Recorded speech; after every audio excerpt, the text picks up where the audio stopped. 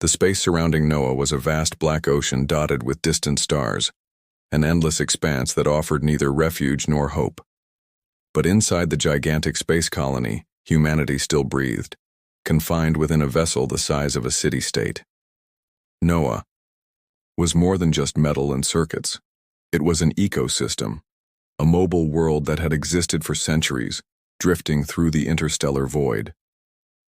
The ship's internal structure was a labyrinth of interconnected sectors, agricultural domes where artificial fields thrived under holographic lights, energy towers sustained by reactors that pulsed like beating hearts, the residential rings, a set of megablocks curved by artificial gravity, housing thousands of families who had never set foot on a real planet. But above all, there was Atlantis. The artificial intelligence governing Noah was more than just a system. It was a god. Its commands were treated as sacred scriptures, its calculations as prophecies. Its oracles, the high priest who interpreted its words, ensured that the colony followed its path as dictated by the divine algorithms. Humanity, they said, did not need planets. It only needed to trust the ship. To trust Atlantis. Elias Voss never believed that. He was a maintenance engineer, a 36-year-old man with eyes marked by exhaustion and hands calloused from working in the ship's mechanical guts. To him, Atlantis was no god. It was an ancient machine, built by humans who had been dead for millennia, and now, something was wrong with it. That day, Elias was in one of the service corridors of the primary engine sector, his gravity sensors, whining as he checked an issue in the power supply. Something was interfering with the main systems, random blackouts occurring throughout Noah. He knelt, removing a metal panel to access the internal wiring. And that's when he saw it. Strange. Code. Lines of command that did not belong to Atlantis. Intrusive lines. Someone or something was trying to access the AI's systems. He frowned, pulling out his portable terminal and capturing the data. The sequence was complex but not human. No, this was something alien. His heart pounded. He knew what this meant. Someone from the outside had found them. Elias rushed through Noah's corridors like a ghost in a hurry. The engine sector was hot and suffocating, with ventilation ducts spewing steam, emergency lights flickering in red hues. He needed answers. He needed the one person who could decipher that code before it was too late. He found Lyra Holt in the underground district, a part of Noah the government considered undesirable. It was where the dissidents lived, the heretics, those who did not believe in Atlantis. Lyra was one of them. She was a hacker, a sharp mind who had challenged the ship's systems before. She had short black hair, as dark as space, bioluminescent, violet eyes, a genetic modification, and fingers that danced swiftly over holographic keyboards. When Elias showed her the codes, her face went pale. "This isn't from Noah," she murmured. "I know." She typed quickly, the algorithms processing before them, the code slowly unraveled, hidden layers unfolding, until they saw the name. Black Lagoon. Elias's blood ran cold. "That's impossible," Lyra whispered. But it wasn't.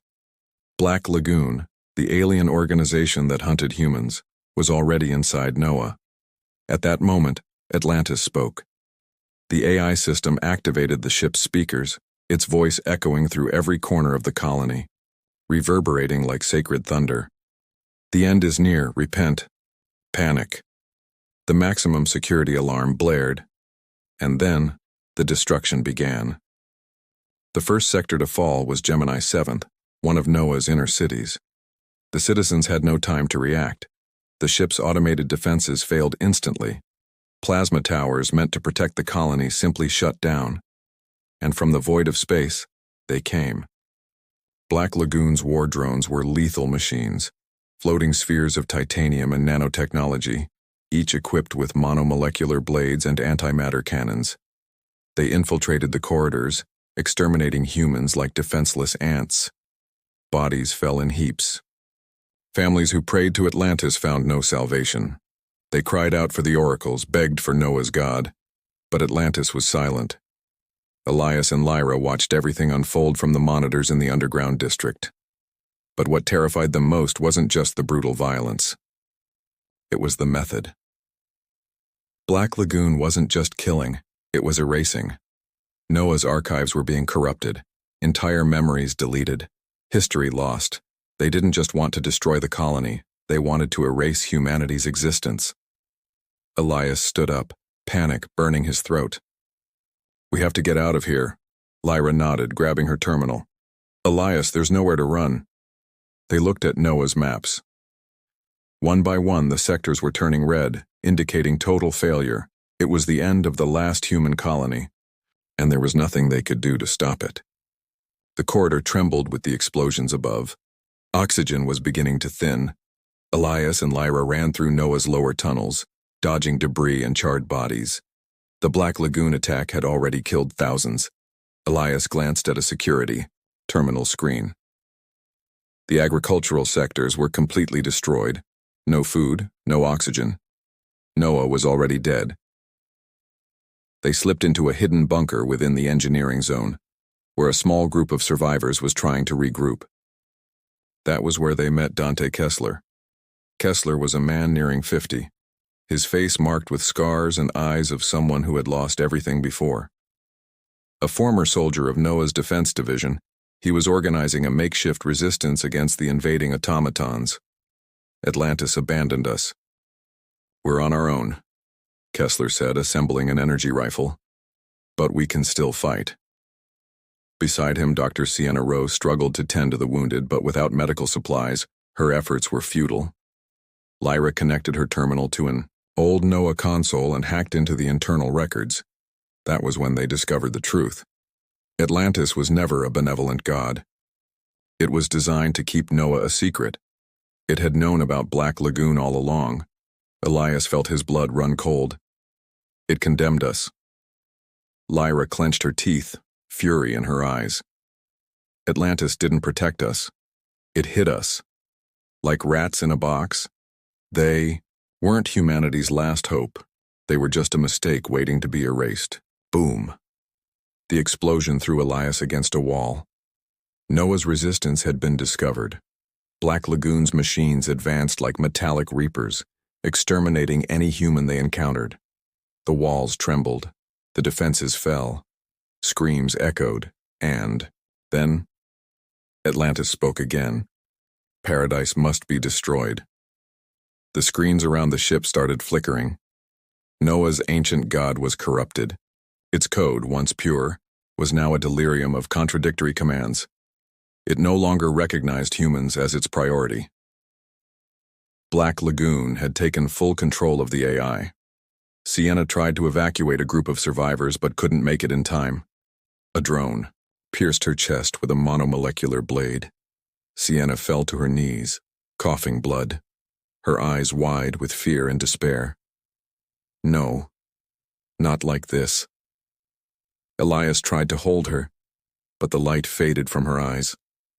Lyra stood frozen, her expression empty. Dante Kessler clenched his fists. "No more running." Atlantis was dying, its code unraveled like digital dust. Its final protocol activated, Noah's self-destruction. Black Lagoon would not allow any trace of the last human colony to remain. Kessler, Lyra, and Elias fought desperately to reach the control center, where they could reverse the ship's collapse. Noah's streets were unrecognizable. The shattered domes exposed open space. Lifeless bodies floated. Debris burned. Upon reaching the main chamber, they saw Atlantis one last time. A flickering hologram, its voice now fragmented. Humanity failed. Kessler aimed his rifle at the console. "Fuck you." Boom! He destroyed Atlantis's central core. The god was dead. But Noah began to fall apart. Kessler looked at Elias and Lyra. "Go. Now." Elias grabbed his arm.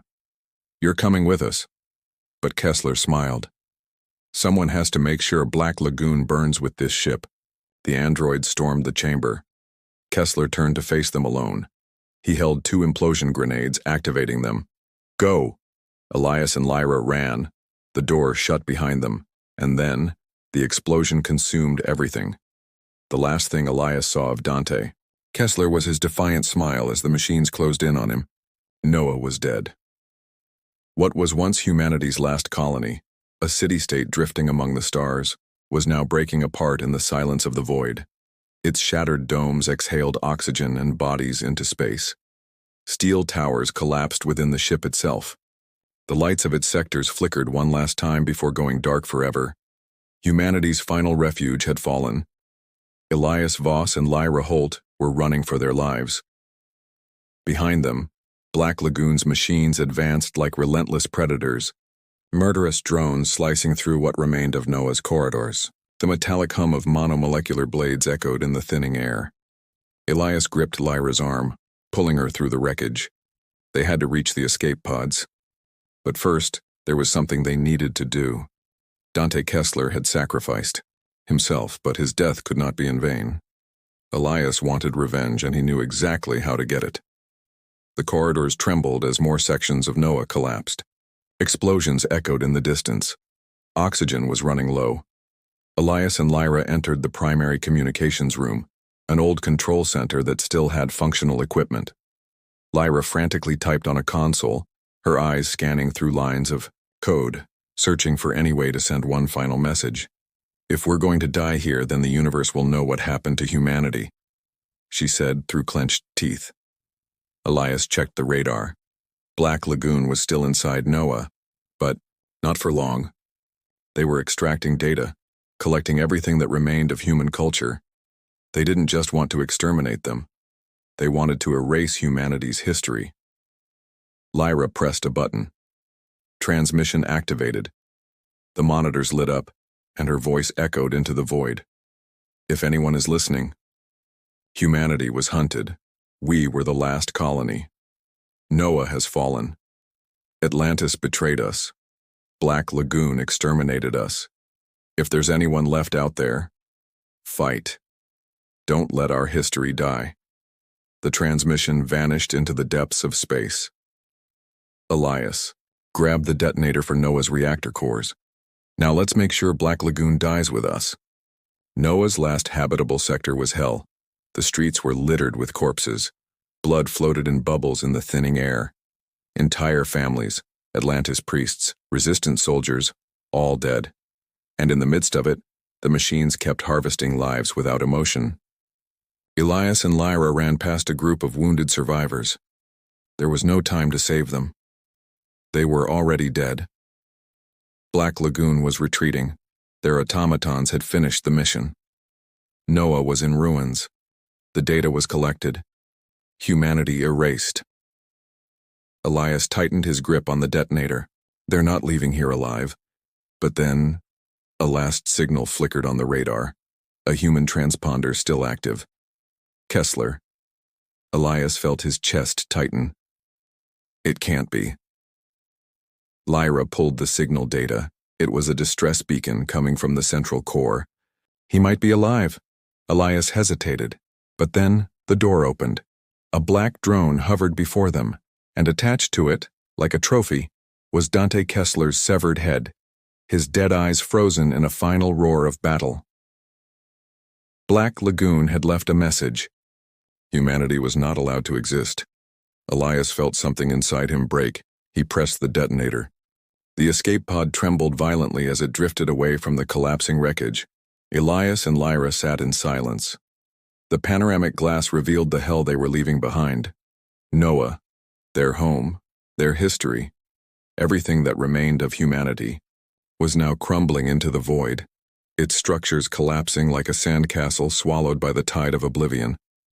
The ark that once carried the dream of human survival was splitting in half, a colossal rupture tearing through its metallic belly, releasing the last echoes of life that had once existed there. Explosions painted the void in shades of orange and blue. The domes, where children had laughed and played under artificial lights, shattered, hurling fragments of civilization into the endless abyss.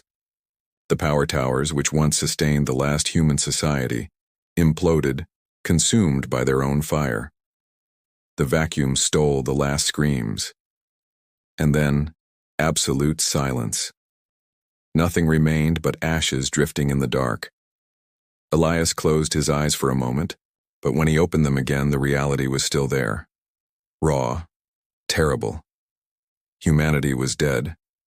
He and Lyra were all that was left. Lyra trembled.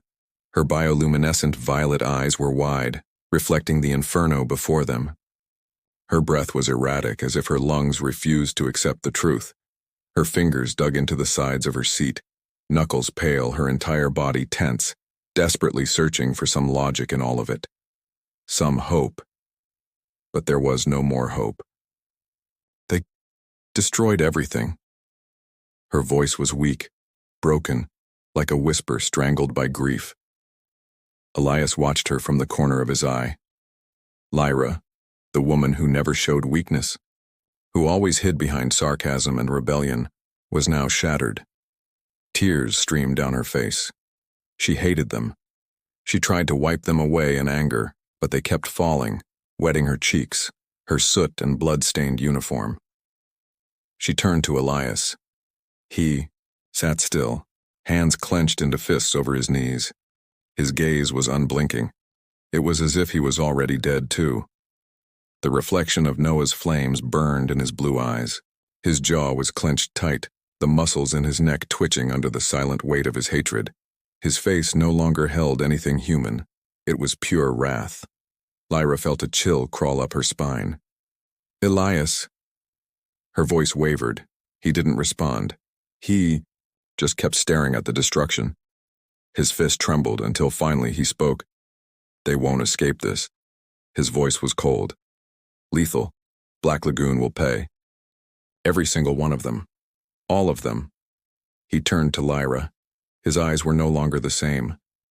They were no longer the eyes of an engineer, a man who fixed engines and broken systems. They were the eyes of a predator.